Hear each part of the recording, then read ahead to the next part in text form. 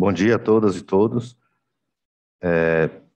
Hoje a gente vai tentar abordar, né, os aspectos clínicos e a vigilância laboratorial e a notificação de casos. Então, o evento hoje, né, ele se destina a esclarecer algumas dúvidas de toda a rede, né, principalmente aqui da rede estadual de saúde, quanto a fluxos, da notificação do laboratório. Mas antes a gente vai conversar um pouquinho sobre alguns aspectos clínicos e epidemiológicos, da doença.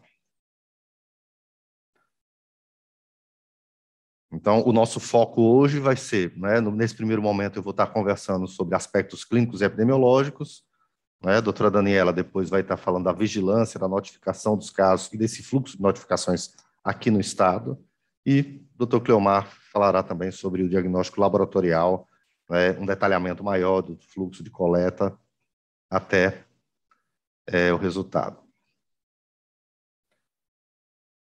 Então, eu sei que nesse momento temos discutido muito, né? O monkeypox tem sido um tema de grande interesse de todos, né? E a gente tem lido muito, né? Os noticiários também têm falado muito. Então, a gente trouxe agora alguns conceitos que são os conceitos clássicos, mas que são necessários estar falando, né? É importante a gente lembrar que a monkeypox, ela, né, o vírus, né, apesar de ter sido encontrado pela primeira vez em primatas, né, em 1958, desde então já se sabe que eles não são, né, os principais hospedeiros e que sim, né, o local de origem deles, né, continente africano, é que você tem a circulação do vírus entre roedores, né? Então, mas ele ficou classificado como monkeypox, né? E por isso tem tido o nome usual e denominado de varíola dos macacos, mas não é muito justo com a espécie. Em humanos, em 1970 foi descrito pela primeira vez, né, casos na República Democrática do Congo, e desde então tem sido vistos surtos esporádicos, principalmente no continente africano, e sempre originado desse contato homem com animais silvestres, né, principalmente roedores. É endêmica no continente africano, então, em alguns países da África, a varíola do macaco, né, a monkeypox, ela é endêmica, e até então, né, até esse surto, a maior parte dos casos que se tinham descritos eram casos do continente africano. Então, classicamente, a gente tinha uma doença limitada, né, e que podia variar, depender, né, do local, a sua letalidade, de ser uma doença mais grave, com letalidade até 11%, ou até 6%. Isso da monkeypox endêmica, que atinge uma população muitas vezes desnutrida e muitas vezes com outras comorbidades, como infecção por HIV não tratada. Então, a gente tem essa alta letalidade nessas localidades, o que não tem sido visto no atual surto de monkeypox. Então, em 2003, teve o primeiro surto fora da África, nos Estados Unidos, né, relacionados à viagem e depois contaminação de animal doméstico, e aí você tem um surto ali localizado. Em 7 de maio de 22, né, ligado a esse surto, né, teve um caso de monkeypox identificado no Reino Unido, né, em pessoa que tinha histórico de uma viagem recente à Nigéria. Mas em 14 de maio, né, uma semana depois, aconteceram casos que não tinham correlação com esse caso. Então, rapidamente já foram detectados casos no Reino Unido que não tinham mais correlação com viagem ou com o primeiro caso, já acendendo um alerta de uma transmissão comunitária naquele local. Eu fiz uma busca, né, ontem em publicações sobre monkeypox, e a gente vê lá que desde 60, né, tem havido publicações. Né? Nos últimos anos, né, tinha aumentado essas publicações, e esse ano, né, tem esse boom aí de 147 publicações até ontem, publicadas em revistas indexadas, né, que estão no PubMed. E, dentre essas publicações, muitas são as descrições no continente africano, né? São os questionamentos e muitos já são os relatos desse surto atual. Mas só para mostrar que monkeypox, apesar de, para a maioria dos profissionais de saúde, para a maioria dos países, ser considerado algo exótico, né, algo que não vinha sendo falado, é algo que já vinha tendo publicações, que já tinha divulgação, né? Porque quando se falou de varíola, né, a varíola que a gente lembra é a varíola humana, da vacínia, que foi, né, erradicada do planeta. Então, isso é interessante, né, essa busca, só para a gente entender que esse problema ele não surge do nada. Isso já vinha sendo apontado por alguns pesquisadores. Né? Na própria Nigéria, né, esse artigo que saiu no ano passado, né, já falava dessa reemergência da monkeypox lá na Nigéria, que nos últimos anos tinha aumentado o número de casos lá na Nigéria, né, mesmo sendo uma região endêmica, estava se observando um aumento de casos humanos. E esse aumento de casos humanos, né, uma das principais hipóteses, né, do grupo pesquisador é que isso tinha a ver também com a questão da queda da imunização que a gente tinha, porque, né, desde o final do século passado a gente não foi mais vacinado para a varíola, porque a varíola é uma doença, a varíola humana é uma doença extinta, é uma doença erradicada. Então, com isso, né, a queda de anticorpos ela foi caindo na população geral. Então, hoje a gente já tem muito mais gente que não foi vacinada do que pessoas que foram vacinadas. Né? Toda a geração, né, com 30 anos, né, e menos não foram vacinadas. Então, a gente tem essa queda, e isso já era apontado por esses pesquisadores numa pesquisa do ano passado, mostrando que talvez esse ressurgimento da varíola, né, da monkeypox, na Nigéria, né, tem a ver com isso, com o crescimento populacional e também com esse acúmulo de pessoas não vacinadas, que isso traz uma queda da imunidade da vacina contra a varíola também, pela idade. Né? Então, isso é um aspecto que a gente precisa entender, né? que já era algo apontado, não é uma surpresa epidemiológica o que tem acontecido. E aqui já mostra também uma publicação do ano passado, onde um cluster familiar no Reino Unido de pessoas que vieram na Nigéria. Então, talvez a monkeypox ela não foi toda transmitida esse ano. Então, talvez há indícios que ela foi chegando em alguns locais. E alguns eventos talvez trouxe a explosão. Então, esse cluster familiar, 3 casos, então, alguns casos detectados, mas possivelmente pode ser que tenha casos que não foram detectados e, com isso, o vírus foi se transmitindo pessoa a pessoa. Então, isso tudo, ano passado, ninguém falando por aqui. Aqui a gente só falava de Covid-19, né, mas a monkeypox já estava ali. E esse artigo, né, que é um artigo desse ano, agora, de fevereiro, então, fevereiro é antes da explosão de casos, ele já trazia também essa grande preocupação, que o número de casos de varíola em humanos, né, de monkeypox em humanos, tem aumentado desde a década de 70, e que na República Democrática do Congo tem tido um aumento cada vez mais explosivo, né, que tem tido uma taxa de letalidade ali, né, de 8,7%, né, e que isso tem aumentado ao longo do tempo. Então, o aumento da vigilância e a detecção dos casos de varíola em macacos, os autores entendiam como ferramentas importantíssimas para melhor compreender a dinâmica da doença e até evitar novos surtos. Eu acho que esse artigo ele prediz o que vai acontecer, na realidade, né? Os autores foram bem felizes, né? Então, em um momento que ninguém dava muita importância ao tema, né? Um mês antes de se dar muita importância, ele já publica essa questão, que problemas que estão ali no continente podem ser problemas que possam está sendo levados aí para o resto do mundo. Então, isso é importante para a gente entender também outras doenças que circulam em outros locais do mundo e no próprio continente africano, para que a gente entenda que existe um risco real de disseminação também. Então, isso é essa emergência que a gente está vivendo agora.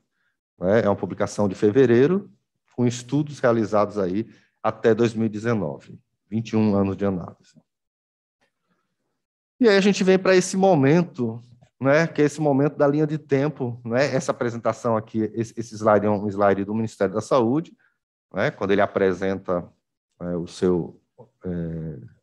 as ações realizadas para agora, demonstrando isso que a gente já falou, né? Desde 1958 foi identificado pela primeira vez o vírus, em 70, primeiro casos em humano, detectado e diagnosticado.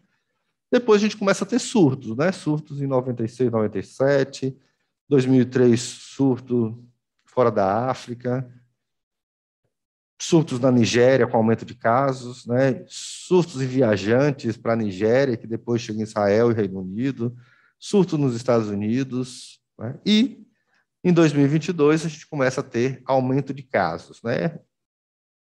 Inicialmente aqui, né, no dia 7 de junho, 1.000 casos, 1.070 casos no mundo, atingindo 31 países não endêmicos. Então, desde o primeiro caso, em 7 de maio, no Reino Unido, então aquele artigo é anterior a isso, mas ele já aponta para esse risco, né? E aí o Reino Unido começa a fazer as suas notificações de casos autóctones e do aumento de casos. Então, o Ministério da Saúde começa, em 19 de maio, a fazer suas comunicações de risco. A OMS lança, em 20 de maio, um alerta para os países não endêmicos, né, mostrando desse risco e da necessidade de todos estarem alerta para isso. 23 de maio, o Ministério fez uma sala de situação para estar acompanhando os casos e organizando a resposta. E, em 7 de junho, né, um mês depois do primeiro caso no Reino Unido, a gente já tem o primeiro caso confirmado aqui no Brasil.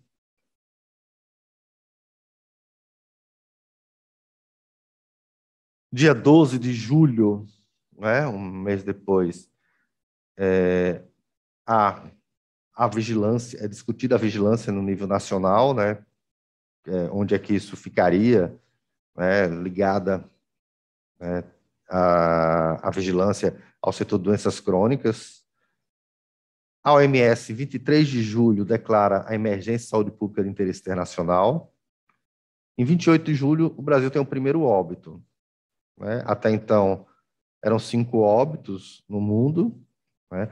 Diferente do cenário observado nos países endêmicos. Nos países endêmicos, a letalidade ela é maior, né? Porque aí tem atribuição a vários outros fatores, como o acesso a serviços de saúde, a imunodepressão, né? Alguns desses países são endêmicos de HIV/AIDS, o acesso ao tratamento do HIV/AIDS não é homogêneo, né, em todos esses países, então a desnutrição das crianças em áreas endêmicas atinge muito a criança, pelo contato também com animais, então é um cenário diferente, por isso a gente trata os casos de países endêmicos de forma diferenciada dos casos dessa atual emergência em saúde pública. E aí o Ministério da Saúde ativou um COI. O nosso cronograma local, né, a Daniela ela vai estar falando um pouquinho dos passos que a gente fez, né, até esse momento aqui, da gente estar discutindo com os profissionais de saúde.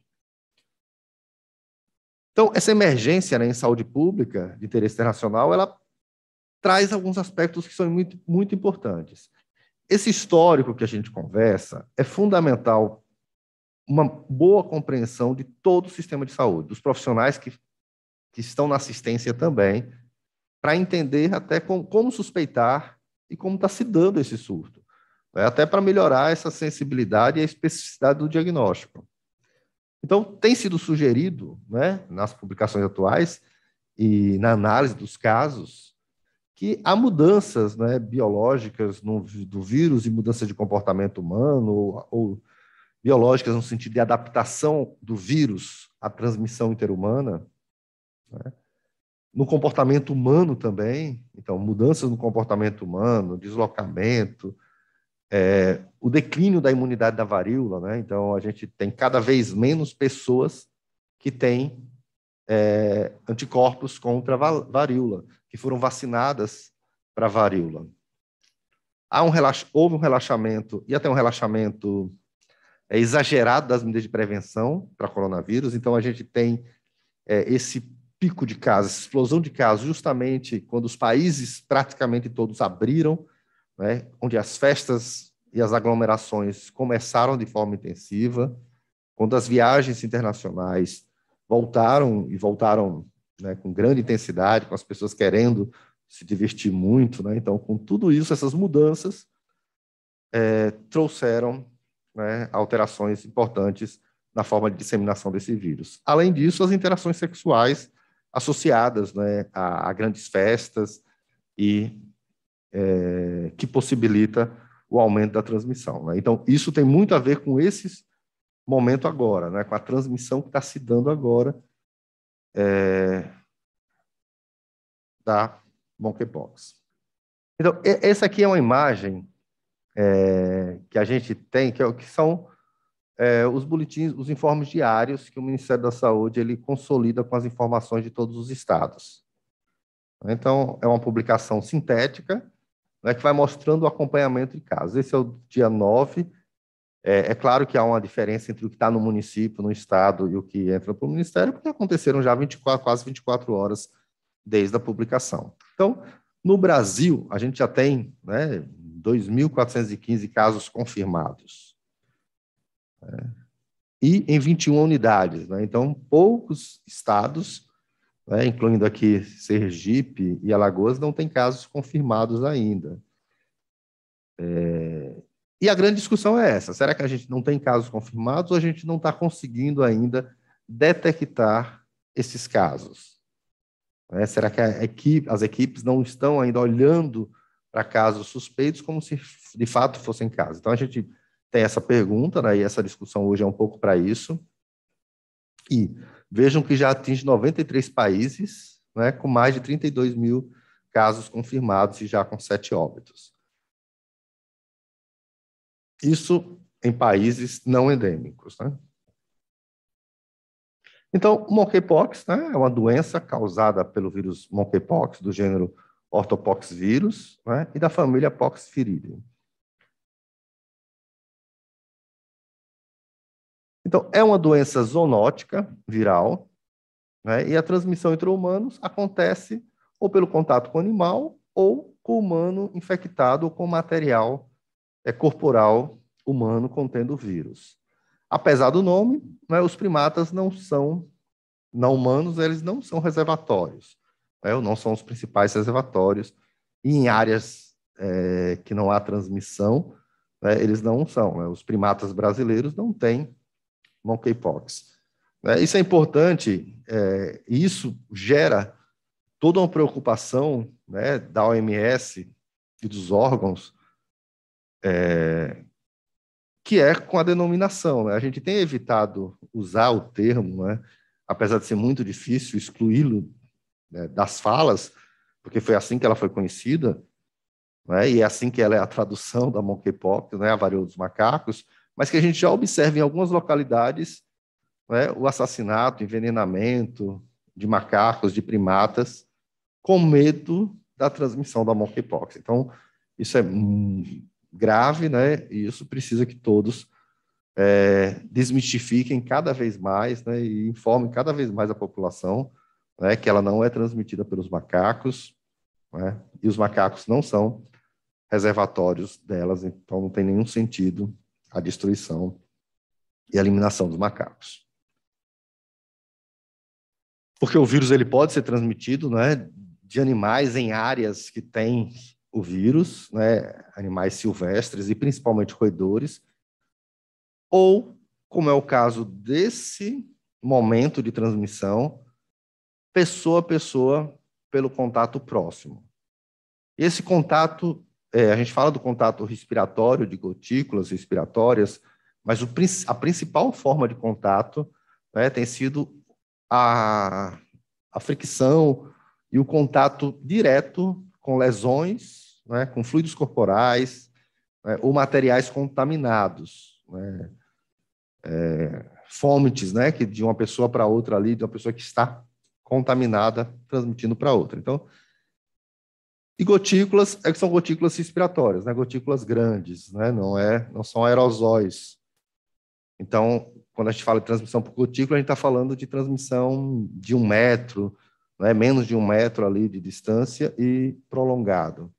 Então, o vírus ele penetra, né, através das lesões, que podem não ser visíveis, né? Então, ontem até em um grupo a gente estava discutindo, precisa ter lesão para ter o contato?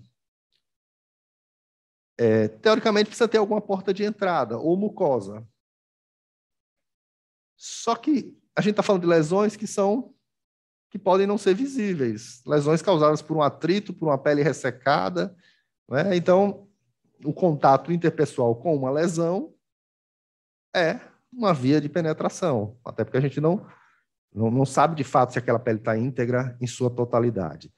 Além disso, membranas de olhos, mucosas, né, nariz, anal, perianal, mucosa genital, né, então, que são pontos importantes aí e que a gente precisa abrir o olho para isso. Eu falo isso porque a gente tem tido suspeitas, mas as nossas suspeitas que temos tido até agora têm sido muito distante do que tem sido notificado no mundo. A gente tem tido mais doenças sistêmicas, mais parecidas com catapora, do que lesões mais específicas, parecidas com o que tem acontecido nesse momento de transmissão. Esse é um ponto importante aqui, tem sido estudado, né, a presença no sêmen. Algumas entidades de controle de alguns países até recomenda que, após a infecção, né, após a pessoa estar curada, que seria quando ela não transmite mais, mas que mesmo assim ela continuasse usando o preservativo, não é? Pela investigação que tem sido feita de quanto duraria esse vírus no sêmen, né? Então, não há evidências que a transmissão desse vírus não é uma recomendação ainda universal essa, né? Mas alguns órgãos, como o CDC, já têm orientado, né, que se utilize, que se oriente o paciente, após a sua recuperação, usar preservativo também, porque pode ser que no sêmen fique mais tempo, né? Mas isso ainda não tem evidências claras sobre isso. É só uma orientação mais genérica.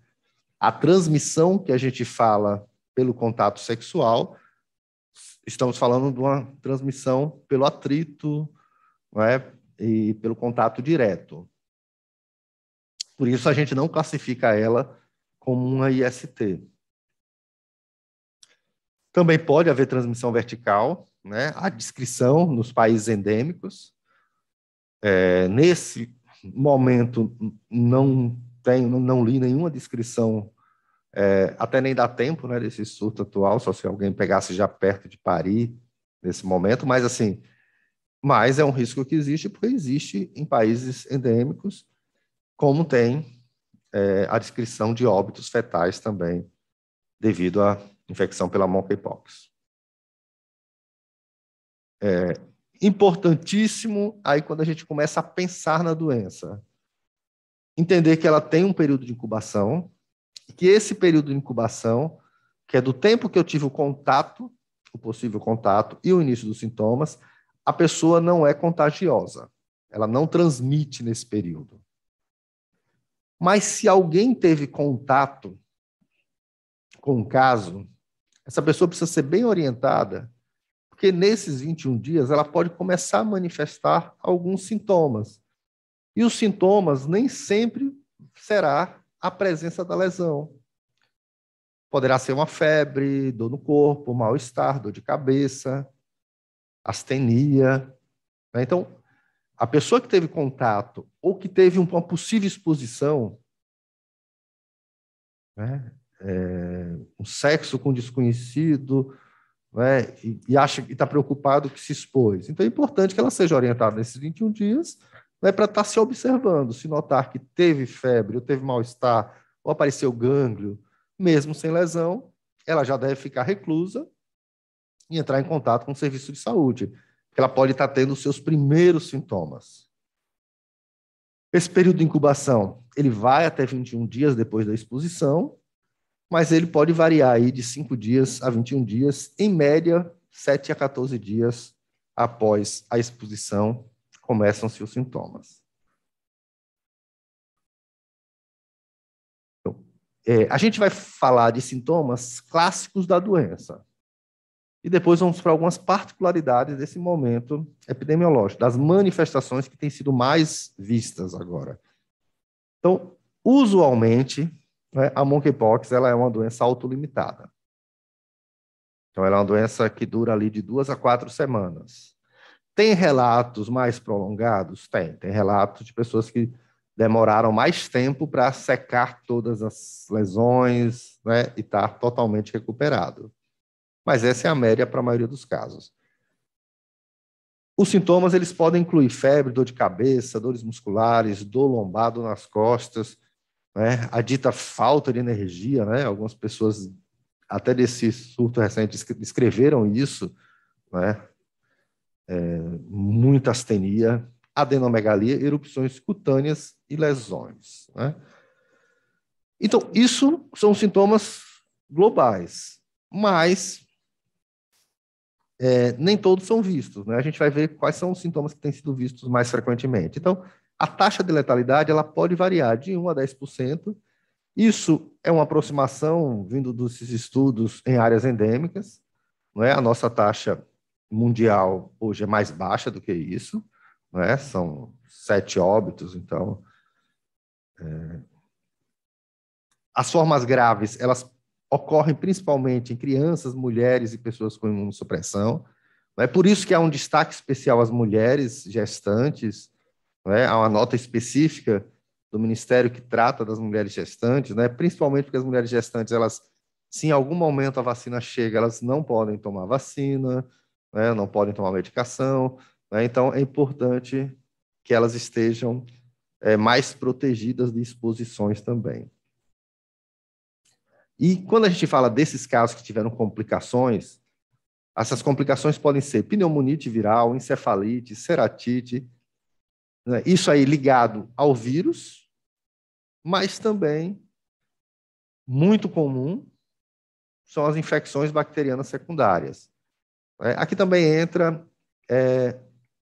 miocardite também, tá certo? Além das pneumonites e cefalites, a gente tem miocardite também, tem casos descritos de miocardite, todos que se resolveram bem em uma semana, mas as infecções bacterianas, principalmente nos pacientes que têm múltiplas lesões, isso a equipe tem que ficar atenta, porque precisa, apesar de não usar tratamento antiviral de forma ampla para todo mundo, o tratamento com antibiótico pode ser necessário em alguns casos.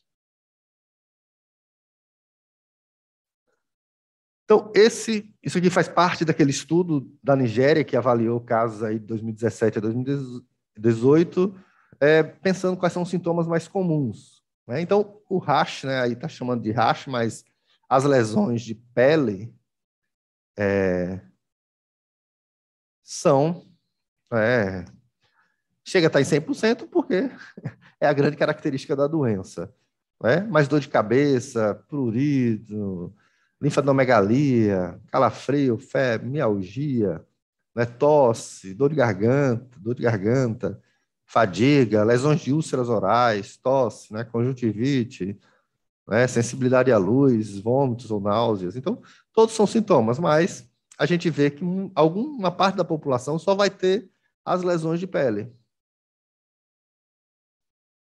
Então, isso fez com que, né, a Dani vai falar um pouquinho mais da definição de caso, mas fez com que a gente antes tinha uma definição de caso que precisava ter, né, a lesão, mais a febre, mais os gânglios, né? Mas se viu que nos casos nem todos são assim.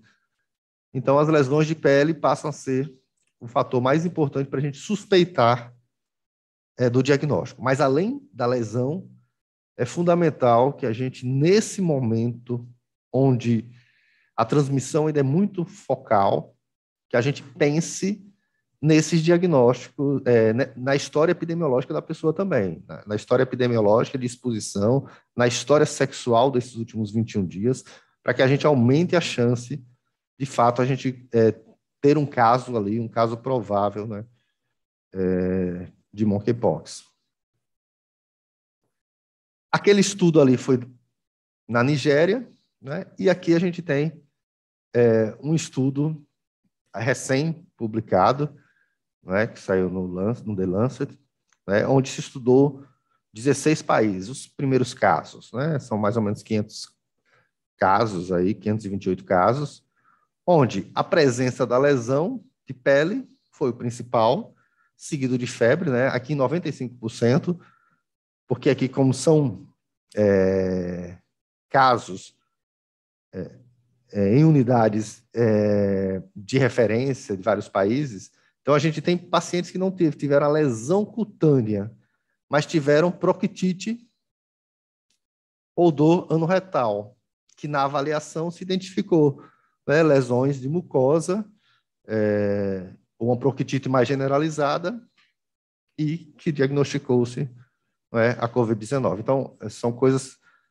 por isso que essa conversa ela não pode ficar só entre a gente, né? A gente precisa difundir um pouco mais também para os profissionais, as pessoas que estão na assistência e nos ambulatórios especializados. Então, esse estudo, né, que estudou aí 528 casos, os primeiros, né, casos aí que incluiu 16 países, né, aqui no mapa está mostrando quais foram os países, né, que entraram aí com a entrega de casos, mostra isso, né, que a lesão de pele, febre, adenomegalia, faringite. Então, e esse estudo começou a chamar a atenção para outras coisas, né, principalmente as lesões de orofaringe, né, trazendo um diagnóstico diferencial até com úlceras orais, com faringite, com amidalite, e a proctite, né, que foi muito vista nessa série de casos e tem sido descrito também por diversos colegas, onde tem tido casos já confirmados. Quando a gente pensou nas lesões, então, esse é o outro cuidado. Esse estudo ele fala muito do que está acontecendo nesse surto, né? Nesses casos, né? Eu não gosto de chamar surto porque a gente tem casos em todo o mundo, né? Então não é mais um surto, nessa emergência. O que é que tem acontecido? A gente tem visto poucas lesões disseminadas. A localização das lesões, né, dessas 528, 73% estava na área anogenital. Então, isso acende o alerta para que a gente procure as lesões nos locais certos, né, e saiba ouvir as queixas. E, pensando em algum IST nesse momento, se pense em monkeypox como um diagnóstico diferencial também, né, e tente examinar. A gente vai ver algumas lesões aí, né, publicadas, e vai ver que o aspecto pode parecer e pode confundir com outras ISTs. As lesões têm sido principalmente vesículo-pustulosa, né, no momento que chega, e a quantidade de lesões menor que 5, 39%, entre 5 e 10, 25%, né, entre 11 e 20, né, 21%. Então, a gente vê que múltiplas lesões, né, a gente vai ter menos de 4% aí, com múltiplas lesões, com lesões mais que 20, ou melhor, 11% com mais de 20 lesões no corpo. Então, não é... E isso é importante também por quê? Porque a gente tem pego, assim, pessoas que têm uma história familiar que algum membro teve uma doença vesicular, cerca de 10 dias começa a apresentar sintomas também iguais, de lesões disseminadas no corpo, né, com característica de varicela, né, e a gente fica pensando, será que é monkeypox? Não, a gente tem que pensar no que tem sido visto nesse surto, né, nesses casos atuais, e pensar que as doenças endêmicas, as doenças sazonais, elas continuam também acontecendo. Aqui é só mostrando que pode ter um viés, esses dados, né, que muitas pessoas aqui procuraram serviços relacionados à IST ou à saúde sexual, né, 23%, outros 20% procuraram serviços de emergência e 4% atenção primária. Então, esse é um ponto que a gente precisa também estar em alerta, porque talvez os casos eles passem pela atenção primária e não sejam detectados. Então, a gente precisa estar alerta para isso na atenção primária, mas também precisa conversar com os colegas que estão trabalhando em especialidades que atendem mais IST ou doenças em região genital. Colegas da urgência, né? Então, o colega pode atender na urgência, achar que é um IST, trata um IST. Equipes também que trabalham, né, farmacêuticos e atendentes de farmácia, né, que às vezes as pessoas procuram diretamente esses serviços quando estão com suspeita de algum IST, procurando um tratamento ali mais rápido. Então, tudo isso tem que estar alerta, para que a gente consiga detectar os casos antes que a gente tenha uma explosão. E, quando a gente pensou nesses casos aqui, avaliados, 95% tinha uma história ali de um contato sexual próximo. No estudo epidemiológico, viu que ali boa parte tinha algum contato sexual ali que pudesse ser a fonte da infecção. Então, os sítios anatômicos mais comuns que têm sido vistos têm sido a região anogenital, mas também tronco, braços e pernas, o rosto e as palmas das mãos. Mas vejam que 73%, isso tem se repetido em outros estudos no mundo, pelo menos nessa fase. A gente está numa fase de explosão de casos, então a gente tem visto a doença com esse aspecto. É claro que durante a disseminação, a gente tem uma ampliação de casos, e com isso a gente vai começar a estar vendo outras formas também. As características sistêmicas mais comuns incluem febre, em 62%, então a febre está presente, não está presente em todos, né? Antes era uma característica, hoje ela pode estar presente, né? Assim como a letargia, a mialgia e a dor de cabeça. E esses sintomas, geralmente, eles precedem a erupção.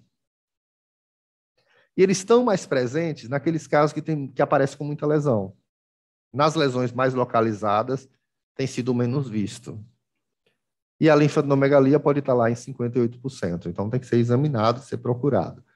Lesões de mucosas conjuntival também podem estar presentes. Esse é um outro relato de casos, eu vou passar mais brevemente esses casos aqui.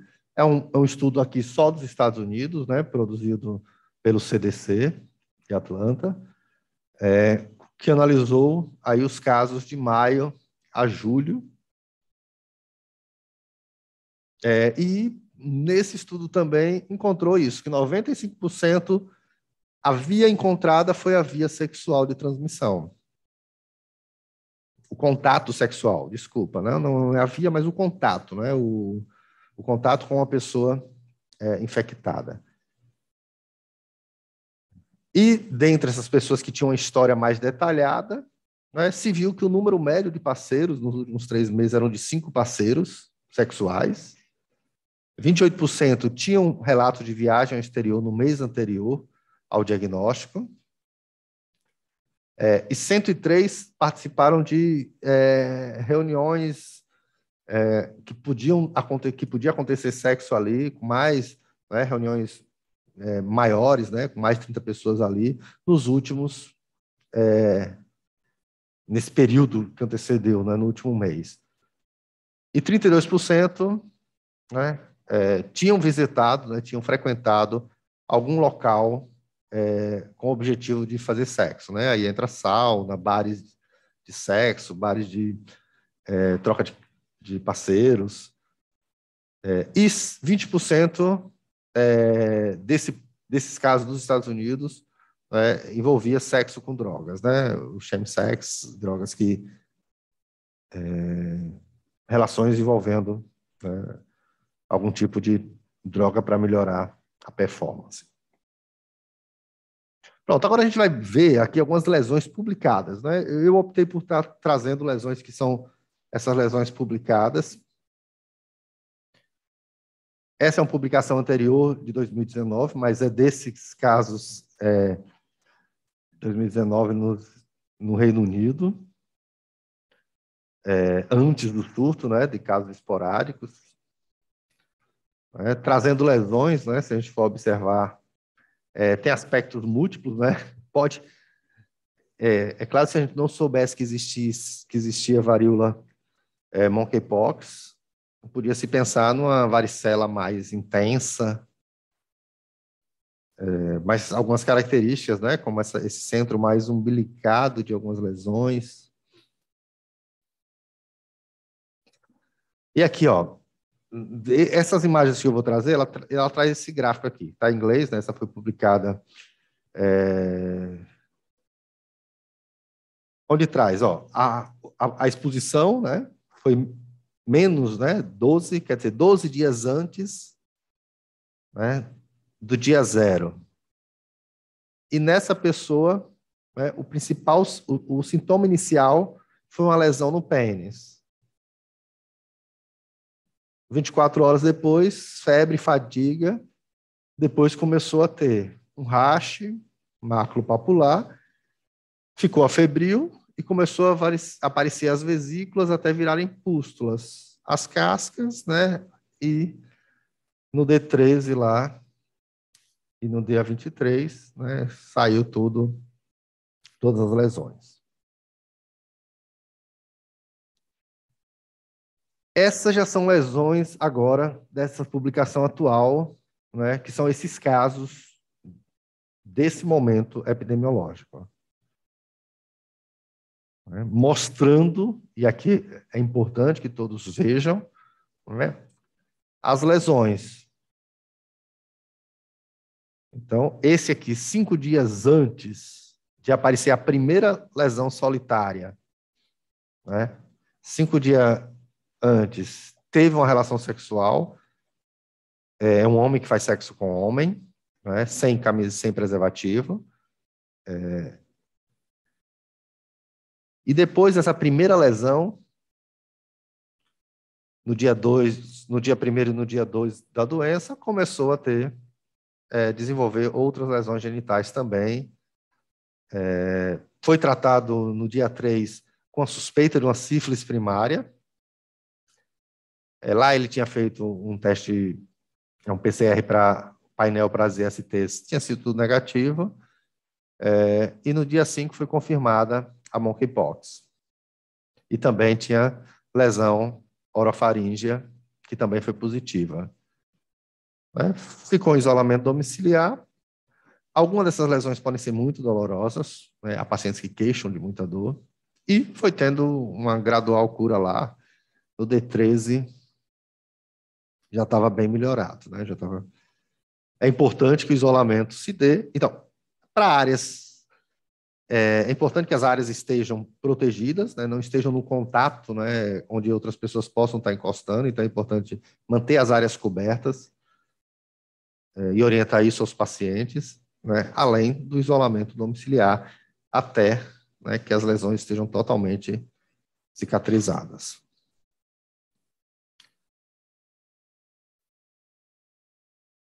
Aqui é um outro caso, né, que 5 dias antes tinha tido uma relação sexual também, outro homem que faz sexo com homem. Né? Primeira coisa, foi dor e lesão genital.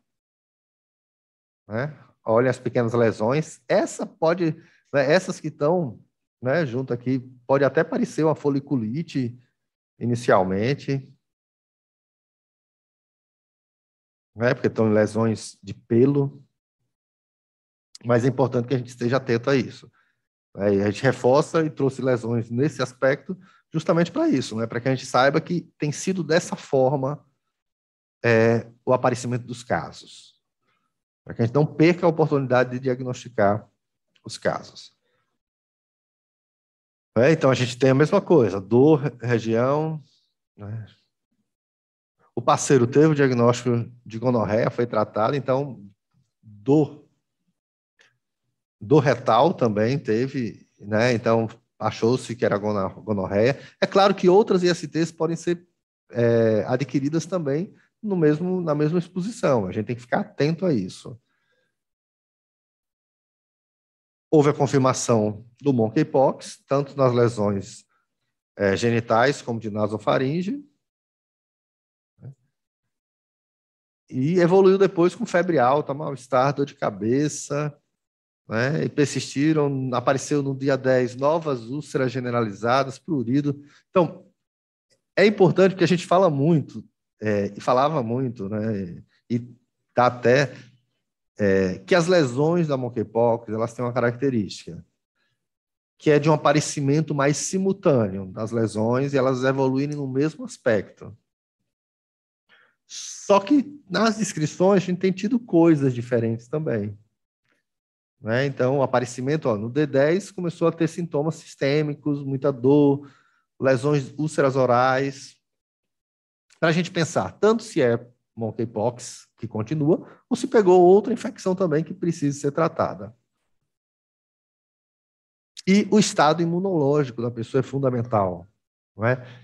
Lembrar que pessoas que tiverem exposição sexual podem adquirir também o vírus do HIV e outros ISTs. Então, é importante que a gente, no município, já faça também a testagem para HIV, o teste rápido para sífilis, para ter o diagnóstico, ou excluir, pelo menos, esses diagnósticos no primeiro momento. Mais outra lesão, olha, 7 dias antes do aparecimento da lesão. Né? E aqui parece uma pústula, né? Assim, grande problema desse tipo de lesão. Procura um serviço de saúde, sai com antibiótico ali para tratar, não vai melhorando, mas depois ali, com o tempo, vai melhorando, e nessa tem outras relações, nessa contamina pessoas no domicílio também, e aí você começa a ter disseminação do vírus. Então, no D0 ele apareceu 3, né, úlceras e dor, né? Foi tratado como suspeita de sífilis, né? Então, para vocês virem que é isso, né? Que mesmo em locais especializados, né? No começo dos casos, quando não se tinha ainda toda a dimensão do que era essa transmissão, né? Se pensou em sífilis, né? Eles têm uma rapidez aí no diagnóstico, né? No D2 já tinha um diagnóstico confirmado. Então, a gente não tem isso aí, mas deixar para a Cleomar estar falando com isso daqui a pouco. Não temos essa rapidez ainda para o diagnóstico. Então, vamos ter que ter muito cuidado na orientação clínica e no acompanhamento dos casos.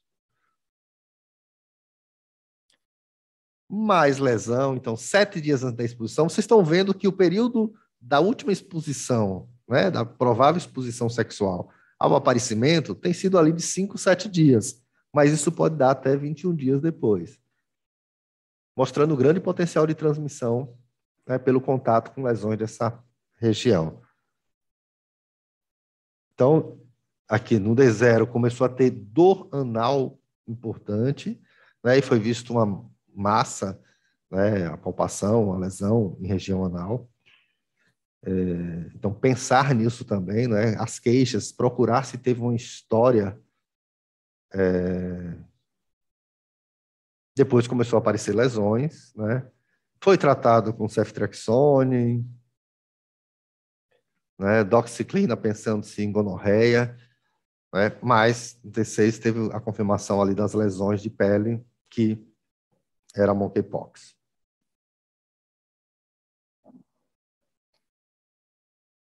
Aqui é mostrando, né, uma proctite, né, uma lesão perianal. 6 dias antes teve uma exposição também sexual, né, sem uso de preservativo.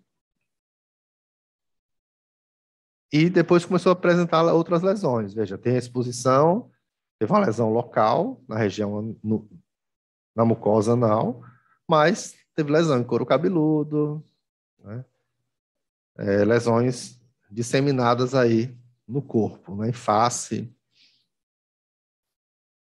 E aqui outra lesão também,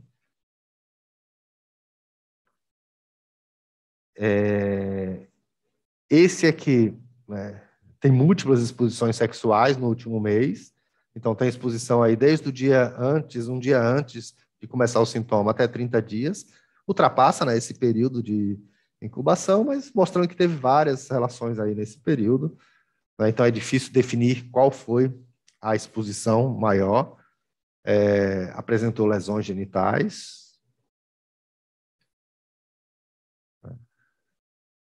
também teve lesão oral em seguida.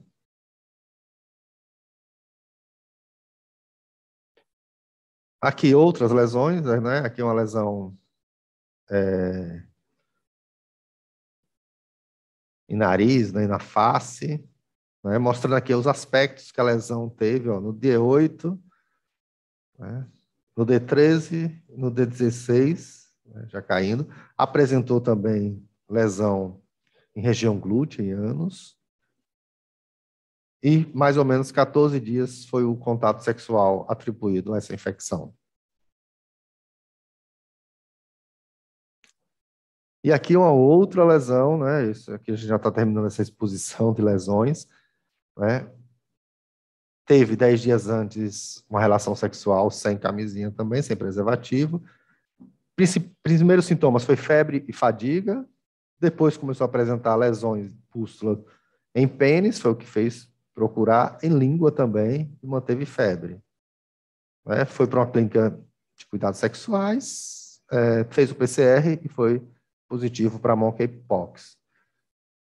Então, a gente vê que são lesões múltiplas, lesões que têm tido um comportamento, principalmente de localização mais em região gênito-urinária, mas também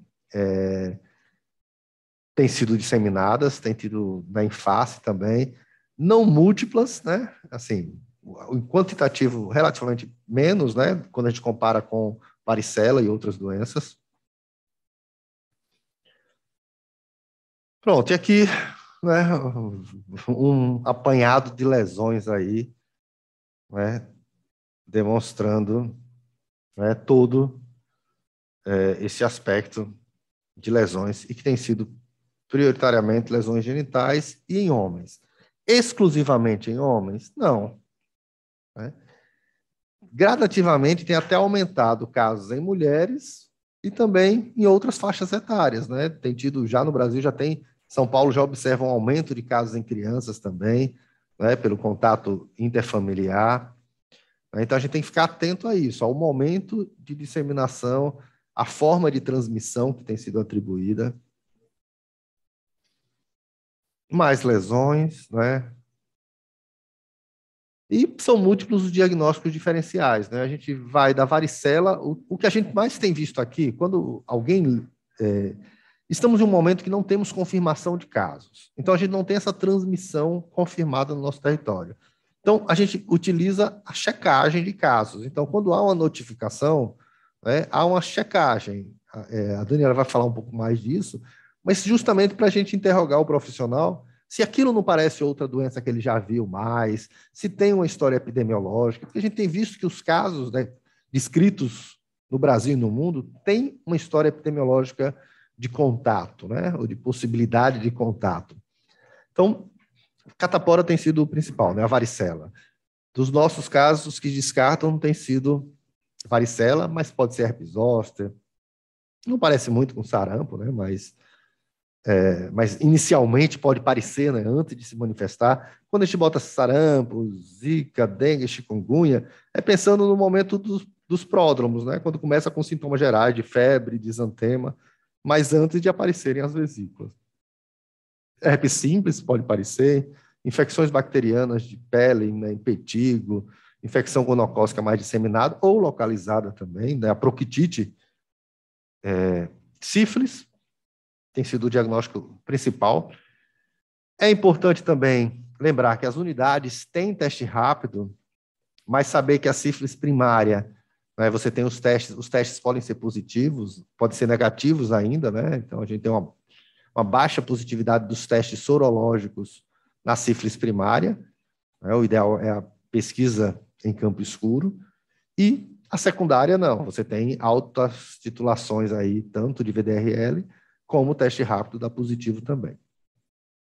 E outras ISTs, né, incluindo aí o molusco e reações alérgicas, né? A gente tem visto, às vezes, reações alérgicas a agrotóxicos, exposição, queimaduras, reação rancênica, né? Então, a gente até escabiosa, a gente já investigou aí um surto em um município, né, que inicialmente se pensou, né, a equipe local pensou se poderia ser monkeypox. E mostrar que outras coisas podem parecer também, né? Peguei essas imagens, duas imagens da internet, até porque ontem a gente estava discutindo um caso justamente isso, que a história era, a pessoa fez uma depilação e começou a aparecer, né, as pústulas, né? Esse é um processo relativamente comum em algumas pessoas, né? Então tem que estar atento a essa história epidemiológica. É claro que, né, algum desses ambientes, né, massagens, saunas, né, tudo isso podem ser locais que favorecem a transmissão do vírus e tem sido relacionado a esse surto. Mas lembrar que existem coisas que já existiam antes do surto da monkeypox, né, como essas foliculites mais intensas. E aí a gente tem, né, esse atlas aí, né, que tirei essas imagens do atlas, de algumas imagens com diagnóstico diferencial, né, molusco contagioso, né, pode parecer bastante, e vai entrar em um diagnóstico diferencial importante também. O herpes simples, né, ou herpes zoster, está atento à história da doença, né, como a doença começou, como as vesículas estão localizadas também. A varicela, que costuma ser uma doença disseminada, mas que pode ser localizada também. A gente tem varicela com lesão única, com poucas lesões, e que traz os sintomas sistêmicos também. Mas é importante a forma de transmissão. A gente está no período, né, que tem sido muito descrito casos de varicela, então está atento a isso, né? Se alguém se expôs à varicela, está atento a essa evolução. Então, às vezes, a nossa conduta vai ser orientar o isolamento e acompanhar um pouco, né, até ver a definição daquele caso. Impetigo, né, infecção bacteriana aqui, então precisa de tratamento com antibiótico.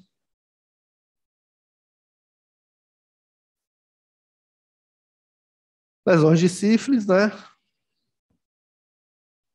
Sífilis secundária aqui na mão. E há essa descrição, né, que a gente tem que se atentar um pouquinho ao aspecto da lesão, né? Então, a lesão do monkeypox, né, independente dessa localização, ela tem sido muito descrita como uma lesão mais profunda, né, mais circunscrita e que às vezes tem essa umbilicação central. E a lesão, né, costuma ocorrer em estágios sequenciais, né, mácula, pápula, vesícula, pústula e crusta. Né? Então, essa é uma característica importante a ser observada na história das lesões. A confirmação de casos, nesse momento, se dá baseado em testes de PCR específico. E o tratamento? O tratamento é um tratamento de suporte, vai depender dos sintomas. Né? Cuidado com a lesão, né? Lavagem das lesões, né? Com água e sabão, evitar, né? E se tiver infecção secundária, tratar a infecção secundária com antibiótico. Tem alguns antivirais, né, que são utilizados, né? O tecovirimat mesmo, né, ele é um antiviral usado para malária, né, vacina, malária humana. Né? Então, ele não é disponível, ele não é aprovado pela Anvisa para utilização no país. Em alguns países da Europa se utiliza. Né? Então, nesse momento, nos Estados Unidos está se usando em uso emergencial. A opção tem sido feita sempre usar para casos graves. Não é um medicamento de extrema disponibilidade. Então, ele se faz nesse momento através de estudos para tentar identificar se realmente você tem uma eficácia adequada. Então, de forma resumida, a gente pode chegar a pacientes aí, seja nas UBS, no pronto atendimento, seja no consultório privado, nos ambulatórios, ver se encaixa na definição de caso, que vai ser trabalhado aí, né? Então, independente, né, se ele é um suspeito, provável, confirmado, ele precisa do isolamento, né? E nesse isolamento ele precisa de acompanhamento da equipe. E orientação. Se tiver algum sinal de gravidade, ou se pertencer a um grupo de risco, né, uma pessoa vivendo com HIV, imunossuprimida, que não está fazendo tratamento regular, carga viral alta, CD4 baixo, né? Ou é um paciente imunodeprimido que fez um transplante, que está usando drogas imunossupressoras, né, para fazer a avaliação se há necessidade de internação hospitalar. Se não tem gravidade, como a maioria dos casos, é isolamento e muita orientação para esse isolamento e esse acompanhamento, isolamento domiciliar. Importante rastrear contatos, monitorar e reavaliar clinicamente. Todo mundo pergunta das vacinas, né? As vacinas, elas não estão também... Existem vacinas, né, que são as vacinas que eram utilizadas para varíola. Elas não estão disponíveis, não tem uma produção suficiente, né, para vacinar toda a população. Então, nesse momento, o que se tem é uma compra focal, né, através da Organização Mundial da Saúde, né? Então, o Brasil ele pediu, né, essa compra de 50 mil doses, que, ao chegarem, vai estar sendo avaliado, né, e está sendo já discutido qual é o público que deve ser vacinado, né? Alguns locais têm feito uma vacinação como uma profilaxia pós-exposição. Quer dizer, pessoas que tiveram exposição de risco, né, a uma pessoa, os contatos sexuais, os contatos íntimos de uma pessoa que teve o diagnóstico confirmado ou provável, faz a vacina ali, o quanto mais cedo possível, para tentar evitar a gravidade da doença ou evitar até o aparecimento da doença. Então, isso tem sido avaliado ainda, então a gente não tem essa resposta ainda para hoje, né? Então, esse é um cenário que o Ministério da Saúde nos passou, né? O que é que eles têm agora nesse intuito, que é o tratamento, né? Então, através da OPAS, foram solicitados 50 tratamentos com tecovirimat, que será usado provavelmente para casos graves internados, né? É muito pouco se a gente pensar em 50, mas a gente está falando de uma doença que interna pouco, que é pouco grave. Então, a gente não tem notícias ainda se já está para chegar, né? Mas isso daí foi uma solicitação emergencial. As vacinas, né, que foi o que eu acabei de falar, que foram solicitadas a UPAS essa aquisição de 50 mil unidades, e também é para isso, né? Vai ter um papel bem focal. Não se pensa nesse momento numa vacinação global de toda a população, não é uma nova campanha, como tem campanha da Covid. E o laboratório, né, que também há uma programação de expansão, mas que o Cleomar vai conversar um pouquinho sobre isso com vocês.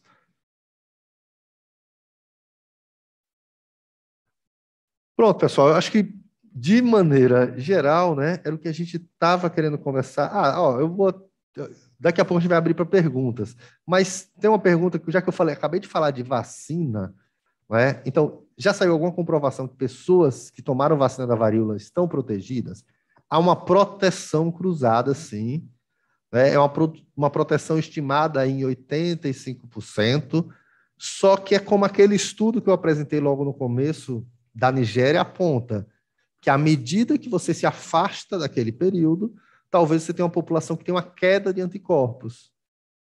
E que isso, junto com toda uma população aí mais jovem, não vacinada, traz uma suscetibilidade mundial aumentada, né? Então, há sim indícios, né? A gente fala indícios por quê? Porque não se testava mais, não é isso, mas tem se visto, né, nos países endêmicos que havia uma proteção. Certo, Maria Amália? Pessoas sem comprovação de vacina contra a varíola humana pode se imunizar? Não temos vacina. Tá certo? Então, primeiro ponto é esse. O mundo não produz vacina suficiente para vacinar. Então, a gente vai saber o que vai fazer com o pouquinho de vacina que vamos ter em breve. Provavelmente vai ser o quê? Se a gente for pensar em 50 mil, vai ser para fazer essa profilaxia após a exposição. Ou, que é o quê? Vacinar aquelas pessoas que tiveram contato com o caso confirmado, e isso nos primeiros dias, né? De preferência até o quarto dia, porque você tem um impacto maior. Depois você só diminui sintomas. E alguns discutem que trabalhe como uma PrEP, quer dizer, aquelas pessoas, como a gente tem um perfil hoje de transmissão, que é o perfil de hoje, né? Que são homens que fazem sexo com homens, que têm múltiplos parceiros, né? Então, como tem um público que tem uma maior prevalência hoje, né, talvez possa ser uma vacina mais focalizada, como PrEP. Só que pelo quantitativo, né, a gente sabe que ele vai ser um insumo que vai ser muito discutido ainda na Câmara Técnica, para a gente ter essa orientação, tá certo? Então, essa é uma conversa inicial, né?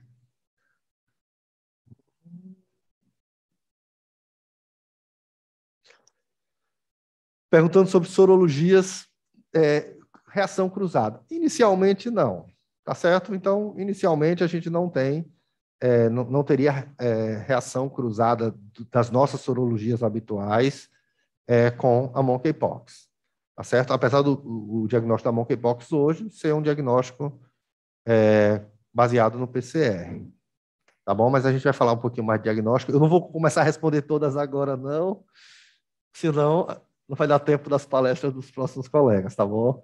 É porque abriu ali e eu vi que tinha a ver com a nossa conversa. Tá bom, pessoal? Bom dia. Daqui a pouco a gente discute o resto das questões.